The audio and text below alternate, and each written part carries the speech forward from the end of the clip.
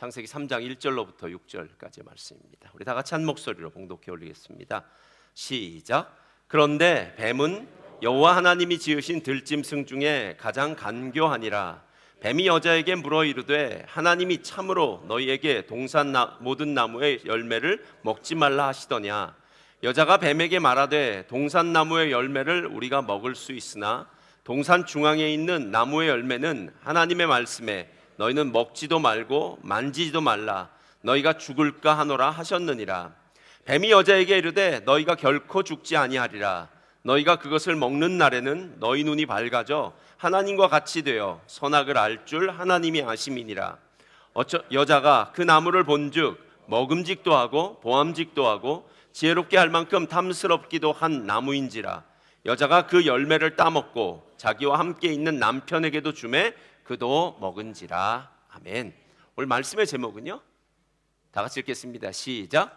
불평 프레임, 감사 프레임입니다. 자, 믿음의 선포 함께 하도록 하겠습니다. 믿음은 긍정적입니다. 믿음은 창조적입니다. 믿음은 소망적입니다. 나는 믿음의 사람입니다. 나는 주 안에서 행복합니다. 아멘. 이 믿음의 선포대로 우리의 삶이 온전해지기를 주님의 이름으로 축복합니다. 오늘 이 말씀은 여러분이 너무나도 잘 아시는 말씀이고요. 아담과 하와의 이야기, 뱀에게 타락한 이야기. 어쩌면 성경 66권 중에서 가장 가슴 아픈 이야기도 하고요. 이 사건만 없었다면 우리는 지금 에덴 동산에 살았을 텐데 지금 이렇게 우리가 고통받고 있는 이유는 바로 이 사건 때문이다라고 우리가 알 수 있습니다. 제가 여러분에게 물을 테니까 속으로 대답해 보십시오. 감사가 쉽습니까? 아니면 불평이 쉽습니까? 분명히 여러분 마음 가운데는요, 되게 똑같은 아마 대답을 생각하셨을 겁니다. 불평하고 원망하는 것이 감사하는 것보다 훨씬 더 쉽습니다. 어쩌면 불평하고 원망하는 것은 훨씬 더 자연스럽습니다. 그 이유는 바로 우리가 죄인이기 때문입니다. 다윗은 말하기를 내 모태에서 나를 죄 중에 내 모친이 잉태했다라고 이야기합니다. 참 죄는 가르쳐주지 않아도요, 어쩌면 그렇게 잘하는지. 선한 삶은 교육시키고 훈련시키고 습관이 되게 해도 어려운데 죄의 생각, 그 다음에 원망과 불평하는 건요, 가만히 내버려 두면은 다 원망하고 불평하는 자리로 가는 것이 참 많다라는 것입니다. 그래서 새로운 성도님들 이렇게 보면은요, 새로운 성도님들이 삶 가운데 가장 많이 바뀌어진 것이 무엇이냐라고 이렇게 묻는 시간이 있으면, 제가 얼마 전까지만 해도, 예수 믿기 전까지만 해도 불평하고 원망하고 마음 가운데 이게 분노가 많았다 그러더라고요. 그런데 교회 나와서 신앙생활을 시작하고 은혜를 받고 나니까 내 입술이 변화돼서 요즘은 감사에 찬송을 드리고 있다라고 이렇게 얘기합니다. 제가 나이 드신 어느 분과 대화를 나누다가요, 이분이 참 재밌는 분이더라고요. 이분이 얼마나 감사를 많이 하는지, 나이가 들어서 이제 많이 드셨는데요, 이분이 이렇게 얘기하더라고요. 목사님, 나이 들어서 아픈 거 당연한 거 아닙니까? 이러더라고요. 그렇지 않습니까? 여러분, 나이가 70, 80 넘어서 20대처럼 쌩쌩한 몸을 갖고 있다는 건 거짓말입니다. 실은 80이 됐는데도 20대처럼 몸을 갖고 있으면 천국 안 갖고 싶을 것 같아요. 이 땅에 계속 살죠. 여러분, 우리가 육체가 점점 후퇴하고 쇠퇴하면서, 그래, 이 땅이 전부가 아니야, 이 인생이 전부가 아니야, 우리의 진짜 인생은 새하늘과 새 땅, 하나님의 나라 가는 거야 라고 생각하는데, 그분이 그렇게 얘기하더라고요. 아픈 거 당연해서 그것에 대해서도 감사한다 라고 이야기하는 걸 들으면서요, 맞아, 우리의 환경과 상황이 아니라 진짜 감사는 그리스도 예수를 만난 사람, 하나님을 나의 주인으로 삼고 있는 사람이 바로 감사할 수 있구나 라는 생각이 들었습니다. 저 오늘 추수감사절을 맞이해서요, 이 감사의 의미를 좀 살펴보려고 하는데요, 두 가지 프레임으로 좀 살펴보려고 합니다. 프레임이라는 말은 심리학에 쓰는 말인데요, 세상을 바라보는 마음의 창이라는 의미입니다. 어떤 문제를 바라보는 관점, 세상을 보는 사고방식, 세상에 대한 비유, 사람들에 대한 고정관념이라고 말할 수 있는데, 한 사람의 인생에 있어서 감사의 삶은 바로 그 사람이 갖고 있는 관점에 의해서 결정된다라는 거예요. 그러니까 어떤 사람은 어떤 사물을 볼 때 이런 부정적인 생각을 가질 수 있고, 어떤 사람은 긍정적인 생각을 가질 수 있고, 어떤 사람은 이 일이 있을 때마다 나는 힘들고 어려운데 라고 생각할 수도 있고요, 어떤 사람은 도전할 수 있어서 좋아 라는 그가 갖고 있는 관점에 따라서 있고요, 될 수 있는 겁니다. 의미로 우리는 이 아담과 하와, 첫사람 아담 패밀리라고 얘기할 수 있죠. 하와가 실질적으로 범죄의 대상이 됐긴 했지만 아담 안에 있었던 사람이니까요. 아담과 하와가 함께 범죄하는 자리, 불평하는 자리, 불평 프레임 가운데 있더라는 것입니다. 그래서 첫 번째는 다 같이 한번 읽어볼까요? 첫째로 시작. 첫사람 아담의 불평 프레임이에요. 자, 첫사람 아담의 불평 프레임을 잘 보시기 바랍니다. 제가 만약에 창세기 2장과 3장을 만약에 요약하라고 한다면 저는 창세기 2장은 감사고 창세기 3장은 불평입니다. 창세기 2장은 만족이고요. 창세기 3장은 불만족입니다. 그러니까 불만 가득한 불평이다라는 겁니다. 하나님이 천지를 창조하시고 난 다음에 아담을 모든 만물 중에 영정으로 만드셨습니다. 아담은 완벽한 인간으로 만드셨습니다. 다른 인간, 다른 짐승들을 만들 때는 하나님이 진흙으로 만들고 혼을 부어 넣으셨지만 아담은 진흙으로 만들고 난 다음에 코에 생기를 불어 넣으셔서 성령의 사람, 살아있는 사람, 하나님과 교제할 수 있는 인격체로 만들었다고 합니다. 그러니까 오직 인간만이 살아계신 하나님과 교제할 수 있는 위대한 존재가 됐다는 겁니다. 근데 하나님이 그냥 위대한 존재를 만든 것이 아니라 창세기 1장 3절을 보니까 하나님이 아담에게 이 땅에 있는 모든 채소들과 과실을 먹게 했다, 먹을 거리를 주시고요. 2장을 보니까 그 아담을 에덴 동산, 기쁨의 동산이라는, 그리고 에덴에서 물이 발원해서 4개의 강이 흐르는, 그리고 아름다운 보석이 있는 그 에덴 동산에 갖다 넣으셨습니다. 그리고 아담에게 이 일을 시킵니다. 그리고 난 다음에 그 아담이 혼자 있는 것이 외로울 것 같으니까 하나님은 정말 눈에 넣어도 아프지 않은 가장 사랑하는 아내를 주십니다. 여러분, 창세기 2장에 아담은 완벽합니다. 모든 것이 다 채워졌습니다. 여러분, 모든 것이 다 있으면 감사할 수 있을까요? 우리가 하는 말 중에 이런 얘기예요. 옛날이 좋았어, 옛날이 좋았어. 어렸을 때는 힘들었지만 그때가 좋았어, 이렇게 얘기해요. 그럼 지금 만약에 그때로 돌아가라고 하면 돌아가시겠습니까? 그때는 자동차도 없었습니다. 그때는 로봇 청소기도 없었습니다. 지난주 황찬우 선생님 얘기한 로봇 청소기 없었습니다. 여러분, 옛날에 사는 거 정말 힘들었습니다. 근데 우리가 왜 그때가 좋았다라고 자꾸 이야기하느냐 하면요, 그때는 사람 사는 맛이 있었다는 거예요. 세상의 모든 문명의 이기가 좋아지고 손엔 핸드폰이 있고 온 세계를 돌아다닐 수 있는 비행기와 모든 여건이 있어서 만족하고 행복한 것이 아니라 우리 마음 가운데 부족하고 어렵고 힘들고 뭔가 답답해도 사람 사이에 뭔가 정과 사랑이 있을 때가 훨씬 행복한 시대였더라는 거예요.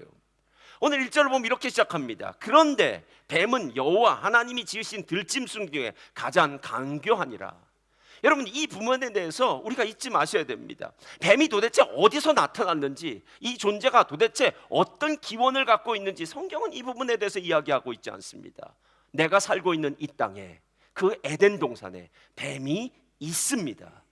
근데 오늘 성경은 뭐라고 이야기하냐면 뱀이 하나님이 지은 들짐승 중에서 가장 간교하다라고 이야기합니다. 이 아름이라는 말인데요, 이 간교하다는 말은 지혜롭다는 말이에요. 아주 명석하다라는 말입니다. 근데 이 지혜롭다, 명석하다는 이 단어, 간교하다는 이 말이 중립적인 의미의 말이기 때문에 마치 칼과 같아요. 유명한 셰프의 손에 들려진 칼이라면 맛있는 음식을 만들어내는 도구가 되겠지만 강도의 손에 들려진 칼은 사람을 죽이는 무기가 될 수 있지 않습니까? 그러니까 선한 사람에게 이 지혜가 있었다면 그 지혜를 통해서 그는 하나님의 놀라운 축복을 받는데, 이게 누구한테 있다고요? 뱀에게 있는 겁니다. 가장 간교했던 사단에게 이 명석함, 간교함, 지혜로움, 이것이 있으니까요, 얼마나 똑똑한 말을 했겠습니까? 그가 똑똑한 말로 하와에게 했던 말이 무엇인지 아십니까? 뱀이 여자에게 물어 이르되 하나님이 참으로 너희에게 동산 모든 나무의 열매를 먹지 말라 하시더냐? 여러분, 이상하죠? 어떤 사람과 만나서 이야기하면요, 만나고 난 다음에 뒤끝이 좋아요. 그래서 집에 가면 이렇게 기뻐요. 행복해요. 어떤 사람을 만나고 이야기를 하고 돌아가면은요, 분명히 나쁜 얘기는 하나도 하지 않았어요. 근데 마음 가운데 왠지 껄쩍지근해요. 뭔가 이게 이렇게 뭔가 남은 것 같아요. 찌꺼기가 남은 것 같고 왠지 부정적인 생각이 막 드는 마음이 있어요. 여러분, 사단이 얼마나 지혜롭습니까? 사단이 그냥 대충 뭐 아무 말이나 던져서 우리를 시험에 그런 거 안 합니다. 사단이 오늘 하는 말을 잘 보면요, 하나님이 참으로 너희에게 동산 모든 나무의 열매를 먹지 말라 하더냐? 이 말은 거짓말은 분명해요. 아니잖아요. 근데 아닌데 더 무서운 거는 이 부정적인 말 한마디가 지금까지 감사하고 행복하게 살던 아담과 하와죠, 하와의 전 인생을 완전히 흔들어 버렸다는 거예요. 예? 여러분, 이게 진짜 무서워요.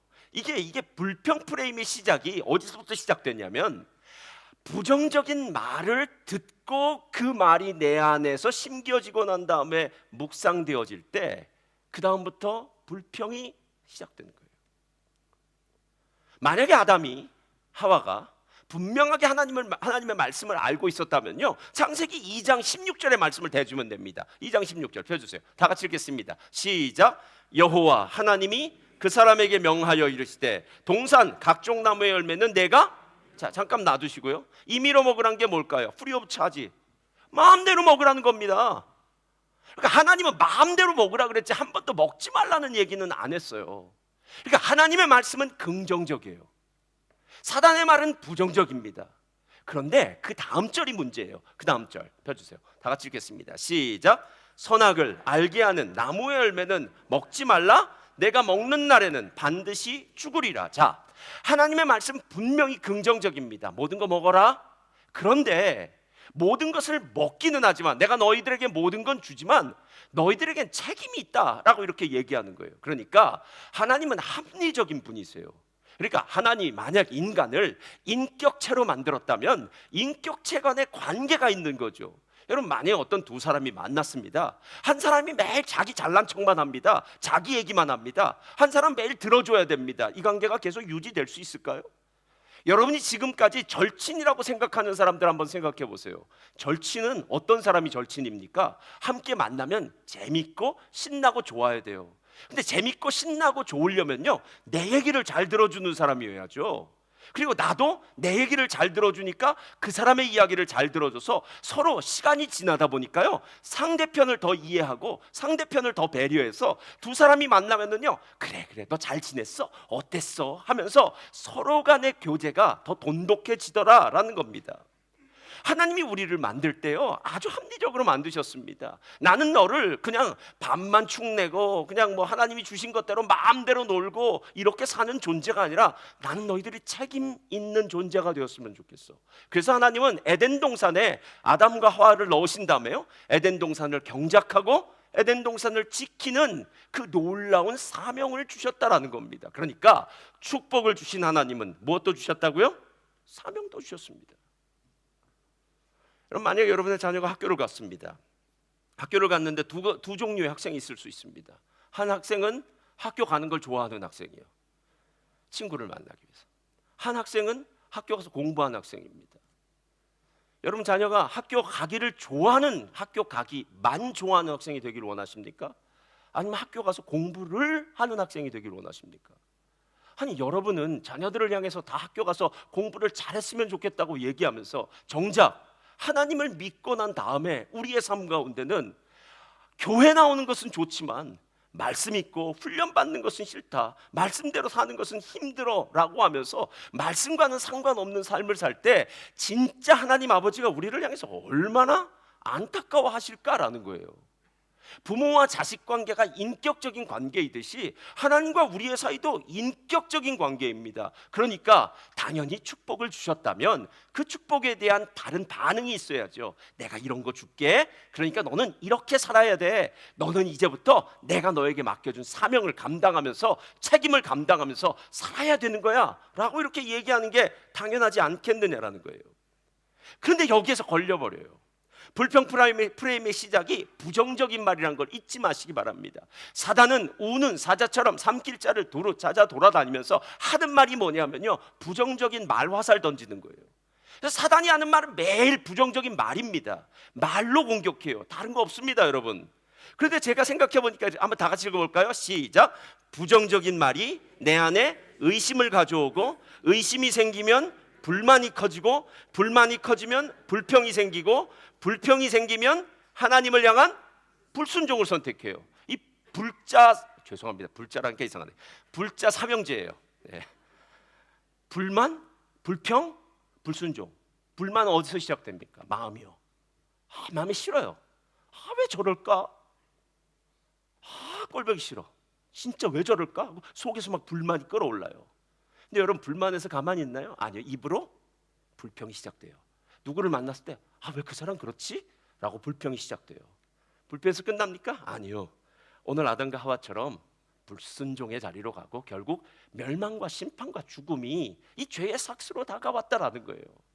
그럼 나비 효과가 무엇입니까? 아마존에서 나비가 날개짓을 했더니 그게 여파가 돼가지고 뉴욕에 태풍이 불었다는 거 아닙니까?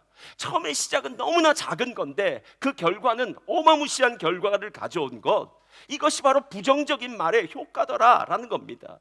여러분, 민수기 14장이 부정적인 말의 아주 최고봉입니다. 이스라엘 백성들이 하나님의 놀라운 기적을 가지고 이제 출애굽합니다. 홍해를 마른 땅으로 건넙니다. 그리고 난 다음에 마라의 쓴물도 달게 합니다. 엘림에 도착합니다. 그리고 하나님이 만나와 메추라기를 먹이십니다. 구름 기둥과 불 기둥으로 그들을 지키십니다. 시내산에서 하나님의 백성이 되는 놀라운 언약식을 맺습니다. 이제 이들이 가야 되는 건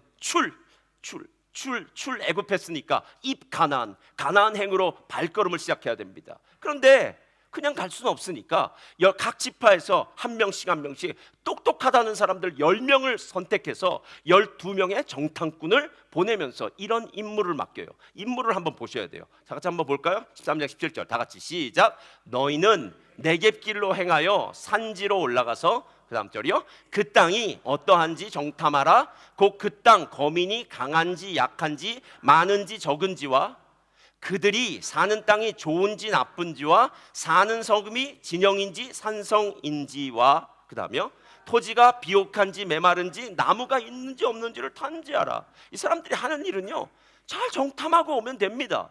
그래서 12명이 40일 동안 정탐을 합니다. 와서 보고를 합니다. 맞습니다. 가나안 땅 진짜 적과 꿀이 흐르는 땅입니다. 에스골 골짜기라는 곳에서요, 이 정탐꾼 2명이 포도송이를 메고 왔다니까요. 여러분, 제가 보니까 요즘 포도 잘 만든 사람들이 포도 송이가 하나가 이만하더라고요. 근데 에스골 골짜기의 포도가 그만큼 대단했어요. 그러니까 이 땅은 진짜 좋은 땅이에요. 그러니까 정탐하고 온 사람들이 보고를 잘 했어요.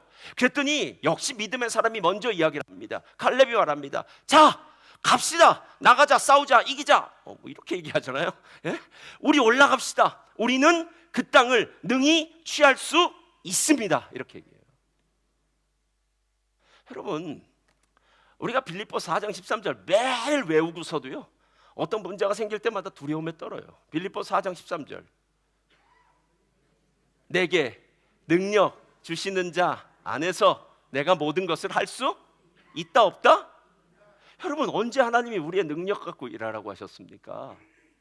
목사님 저를 한번 보세요. 저는 그거 안 됩니다. 맞아요. 집사님 못합니다. 근데 집사님 안에 계신 하나님은 하실 수 있습니다.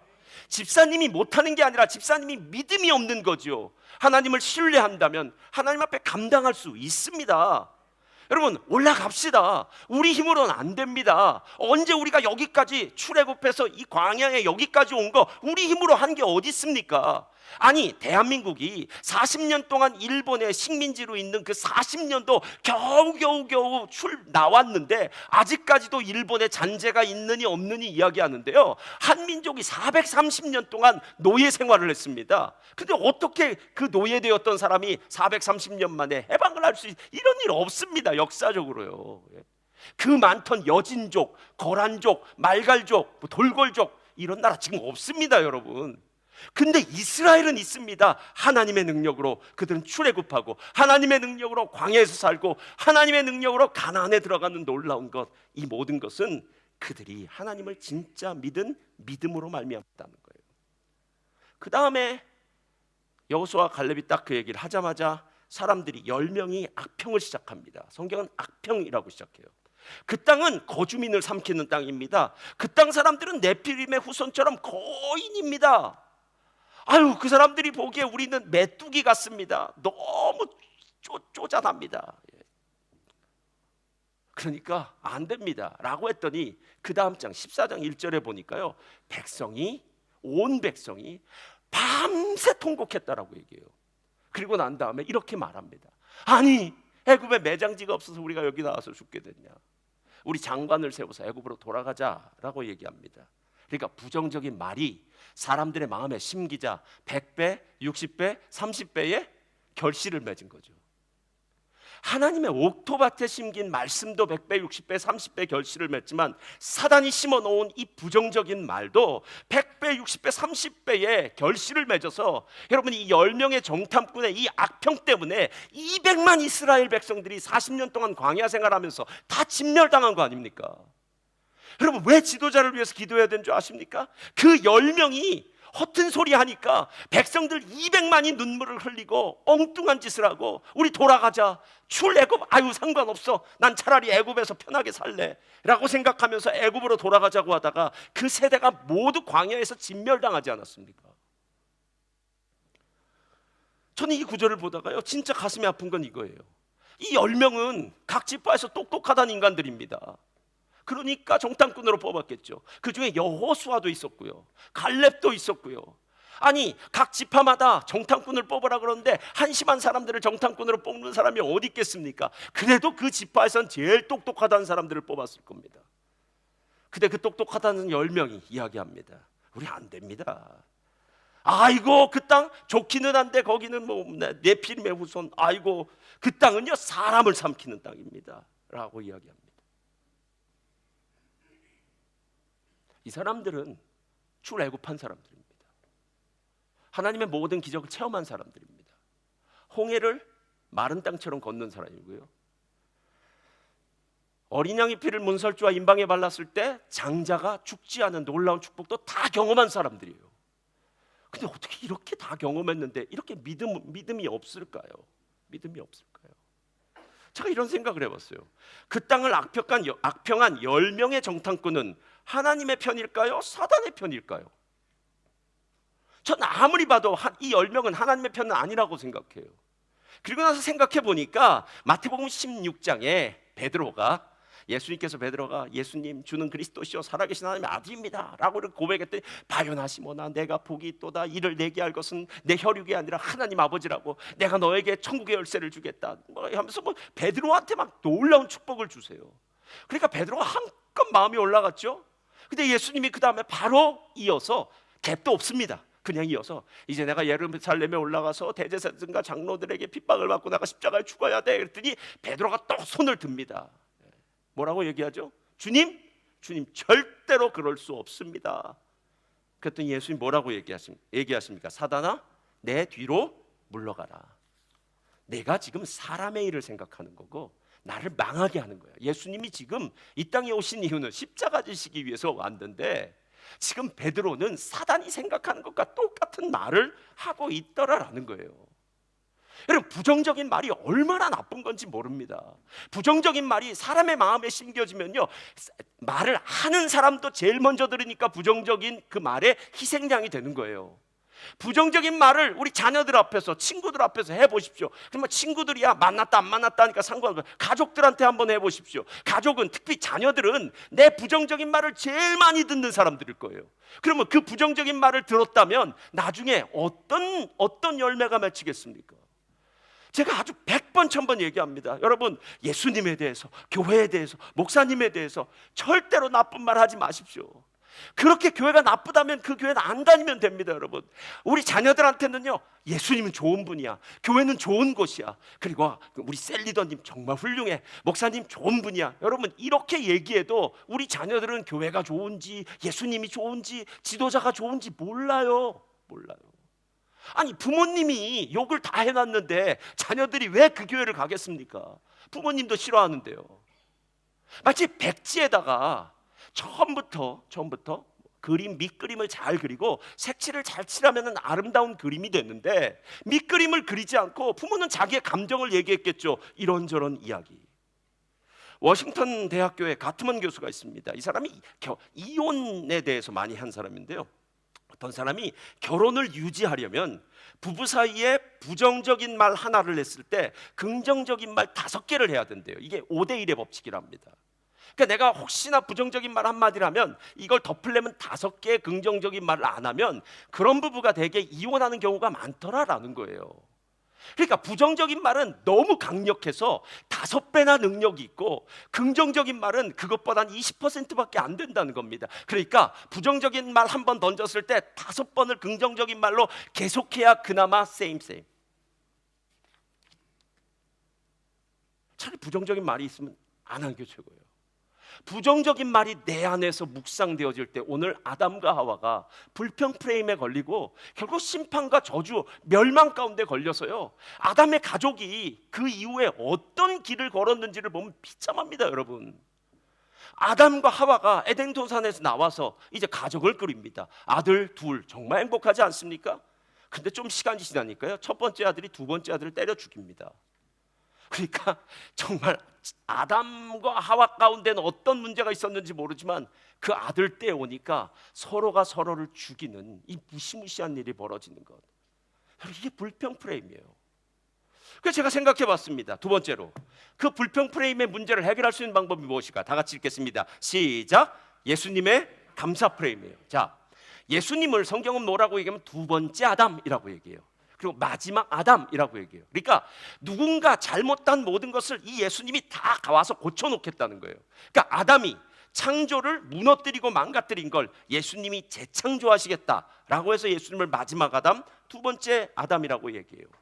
사단이 던진 부정적인 말의 씨앗을 아담, 첫사람이죠, 아담과 하와는 받아서 실패했습니다. 불평의 프레임에 걸렸습니다. 그런데 예수님은 안 걸렸어요. 안 걸렸어요. 그게 바로 마태복음 4장에 나오는 예수님이 광야에서 사단을 만나 시험받는 이야기예요. 그럼 우리가 살고 있는 이 세상은 무균실이 아닙니다.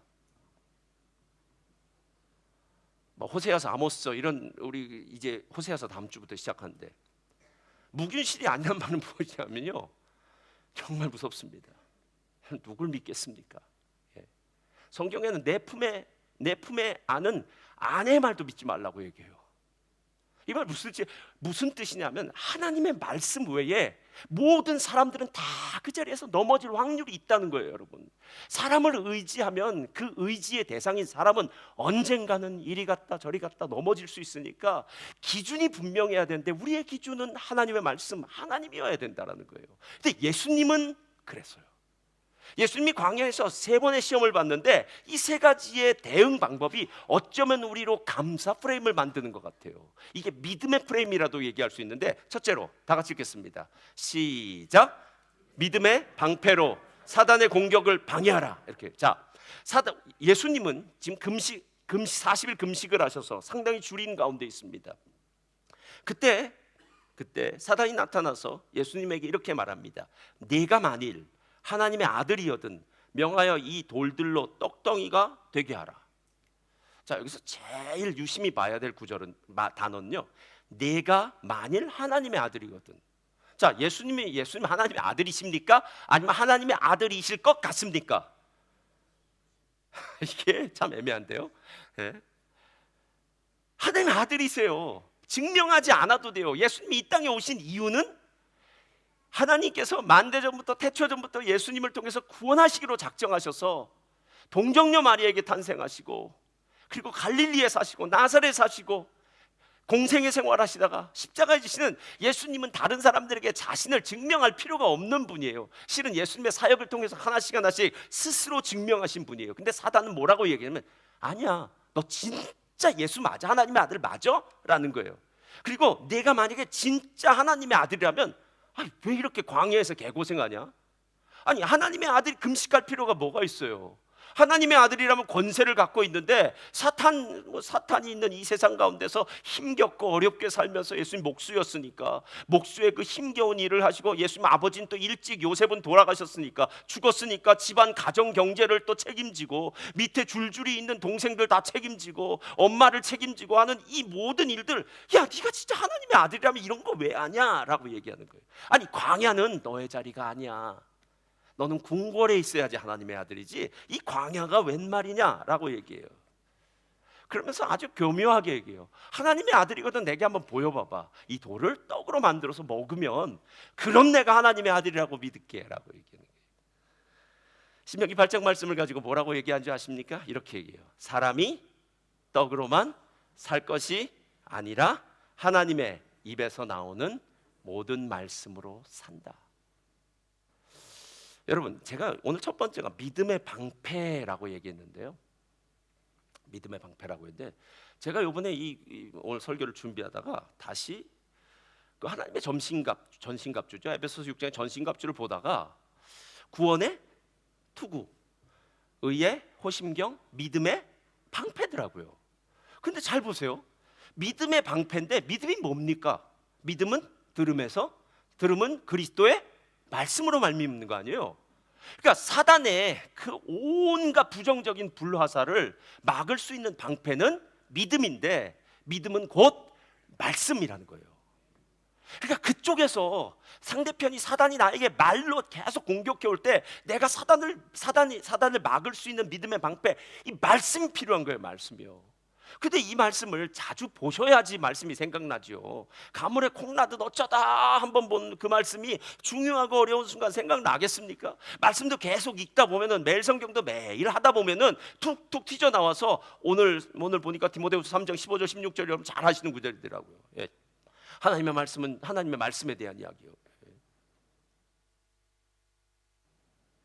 사람이 떡으로만 살 것이 아니라 하나님의 입에서 나온 말씀으로 산다. 믿음의 방패로, 말씀으로 사단의 공격을 막아라, 방어하라라는 겁니다. 방어가 필요해요. 그래야 화살을 안 맞죠.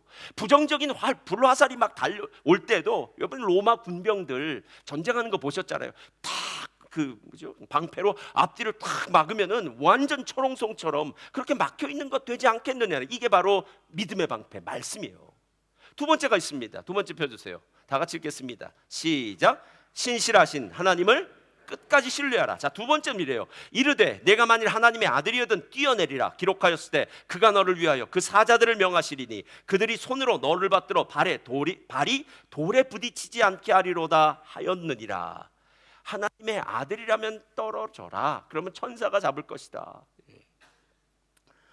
그때 예수님이 이렇게 말씀하십니다. 기록하였을 때 주 너의 하나님을 시험하지 말라.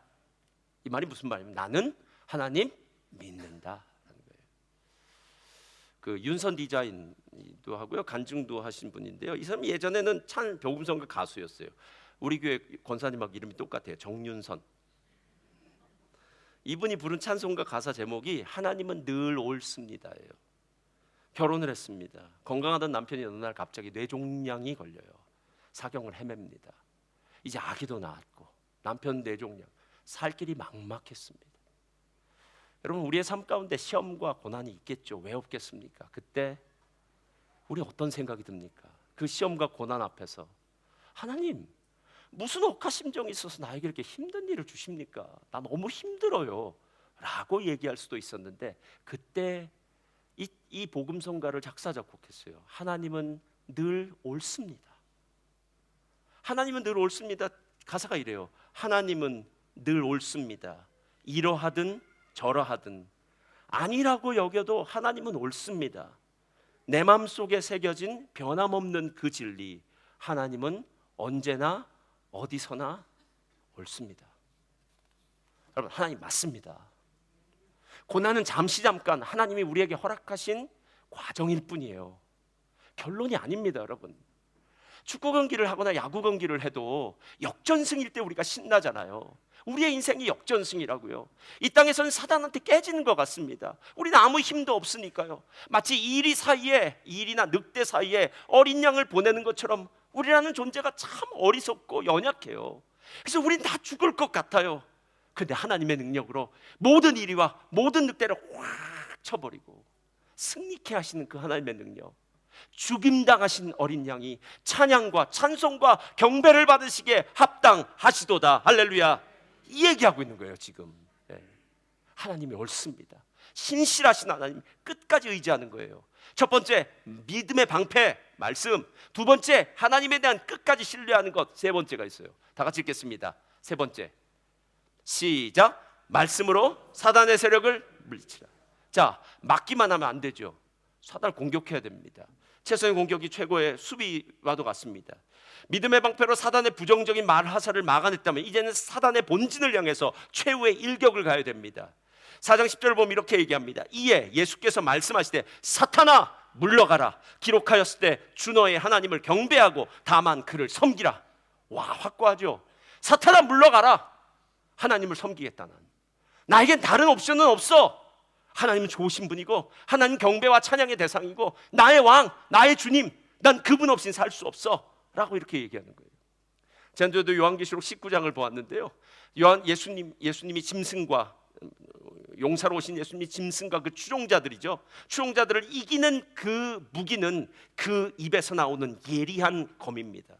로마 군인들이 갖고 있었던 양날 달린 검으로 모든 적군을 물리치듯이 예수님의 그 말씀이 모든 적들을 물리친다라는 겁니다. 감사의 프레임이 중요한 이유는 우리를 죽이고 도적질하고 멸망시키려는 사단의 세력이 쉬지 않고 우리를 공격하고 있기 때문에 그렇습니다. 여러분, 우리가 마음을 놓을 수 있을까요? 어느 분이 그러더라고요. 아유 목사님, 주일날도 열심히 했으면 목사님은 뭐 월요일이 쉬신 날이죠. 그럼 월요일 잘 쉬세요 그랬더라고요. 자, 사탄은 월요일날 쉴까요 안 쉴까요? 사탄은 일터로 또 나갑니다. 그럼 다시 묻겠습니다. 사탄이 주일날 오늘 쉬는 날이다 하고 쉴까요? 그런 일 없습니다. 사탄이 주일날 더 신나요. 왜냐하면 우리 애들이 한꺼번에 모였잖아요 여기. 그러니까 한 곳에만 오면 돼요. 딴 때는 따로따로 보는데 지금 한꺼번에 모여서 여기에다가 말폭탄 터뜨리면 돼요. 예. 아까도 얘기했듯이 우리는 무균실에 사는 사람들 아닙니다. 온갖 바이러스요. 지금 무슨 바이러스인지도 모르겠어요. 그 바이러스가 난무하는 곳에서 살기 위해서는 우리가 체력이 강해야 됩니다. 여러분, 예수님이 이겼던 방식대로만 해야 됩니다. 첫 번째, 믿음의 방패. 두 번째, 신실하신 예수님 하나님에 대한 믿음, 끝까지 믿는 거고요. 세 번째, 하나님의 말씀으로 공격해야 됩니다. 그래서 사단의 세력은 말씀 앞에서요 모두 무너져 버릴 수밖에 없다라는 겁니다. 감사의 프레임을 가진 사람은 어떤 사람일까라고 생각해 보다가요, 감사의 프레임을 가진 사람은 이런 사람이 감사의 프레임을 갖기 쉽대요. 자, 나에게 만약 지금 자동차가 없었다면, 내가 살고 있는 집이 없었다면, 내 부모님이 없었다면, 내 사랑하는 자녀가 아프다면, 내가 지금 직장 생활을 하지 못하고 백수였다면, 내가 이 공기가 맑은 호주에 안 살았다면, 내가 지금 누리고 있는 것을 안 했다면이라고 생각해 보래요. 그러면 여러분이 문제라고 생각하는 모든 것은 다 감사의 조건이 됩니다. 여러분 건강하셔서 이 자리에 나왔잖아요. 다 두 발로 나왔잖아요. 휠체어 타고 오신 집사님 빼고. 근데 집사님도 나오셨잖아요. 하나님 앞에 나왔잖아요. 예배드리잖아요. 이 놀라운 특권과 축복은 아무에게나 있는 게 아닙니다. 자이티 앞으로 나와주시고요. 어느 날 조정민 목사님, 베이직교회 조정민 목사님 묵상한 글에 이런 글이 나왔는데 마음이 상당히 따뜻해지더라고요. 내가 행복한 사람은 남을 불행하게 만들려고 애쓰지 않는다. 내가 행복한 사람은 남을 불행하게 만들려고 애쓰지 않는다. 내가 불행한 사람은 남을 행복하게 할 능력이 없다. 하나님, 내가 먼저 행복해야 되겠군요 하는 생각이 들더라고요. 두 번째가 있어요. 다 같이 한번 읽어볼까요? 행복한, 두 번째 펴주세요. 밑에 켜서 있네. 시작. 행복한 사람은 나를 도와준 사람들을 더 많이 기억하고, 불행한 사람들은 나를 힘들게 한 사람을 더 많이 기억한다. 여러분, 누구를 더 많이 기억하십니까? 여러분이 지금 이 자리에 있게 하기 위해서, 여러분을 도와주기 위해서 하나님 얼마나 많은 좋은 사람들 보내셨습니까? 좋은 부모님도 보내주시고요, 좋은 가족도 보내주시고요, 좋은 친구도 보내주시고요. 여러분, 이 마음이 있어야 감사 프레임이 시작되는 거예요. 이게 믿음입니다. 오늘 여정 찬송 부를 텐데요, 우리의 삶에 함께 하신 그 하나님의 은혜를 찬양한 저와 여러분 되시기를 바랍니다.